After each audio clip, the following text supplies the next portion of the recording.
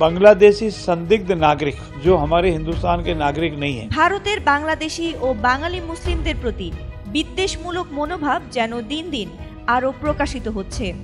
এরই জেরে রাজস্থানের যোধপুর থেকে কথিত অবৈধ বাংলাদেশি হিসেবে 148 জনকে চিহ্নিত করে বিশেষ বিমানে করে দেশে ফেরত পাঠাচ্ছে ভারত। বুধবার এ উদ্দেশ্যে তাদের কলকাতায় নেওয়া হয়েছে বলে জানিয়েছে ব্রিটিশ সংবাদ মাধ্যম বিবিসি। প্রতিবেদনে বলা হয়েছে, রাজস্থানে গত কয়েকদিন ধরেই বাংলাদেশি অনুপ্রবেশকারী সন্দেহে বাংলা ভাষাভাষী মুসলমানদের আটক করা হচ্ছে।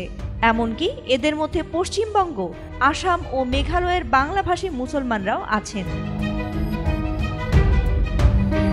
প্রথম ধাপে 148 জনকে ফেরত পাঠানোর জন্য যোধপুর বিমান বাহিনীর ঘাঁটিতে নিয়ে যাওয়া হয়েছে।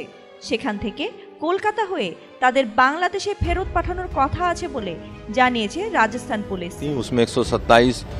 বাংলাদেশি অন্যদিকে যারা ভারতীয় ও বাংলাভাষী মুসলমান তাদের পরিচয় নিশ্চিত করার জন্য প্রায় 10 দিন ধরে তাদের আটকে রাখা হয়েছিল। এরপর মঙ্গলবার রাত থেকে তাদের ছেড়ে দেওয়ার প্রক্রিয়া শুরু হয়েছে। ফাতিমা সুলতানা, এটিএন বাংলা।